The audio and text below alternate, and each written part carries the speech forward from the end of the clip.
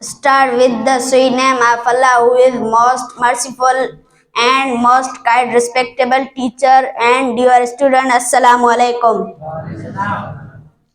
Today I want to discuss with you all an important issue, and it is drug addiction. The drug addiction is very important issue as well as it is a serious problem in our country. A large number of youngsters have become addicted. First of all, our young generation is far from religion. We can overcome this life-threatening problem. We need to develop awareness among our young generation about this spiciness. Stop. We need to promote and start tabligh of Islam.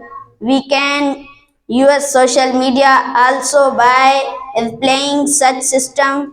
We can control the increasing rate of drugs. We need to start awareness programs in our school. It is our important issue and we all needs to play our roles to avoid drugs. Thank you.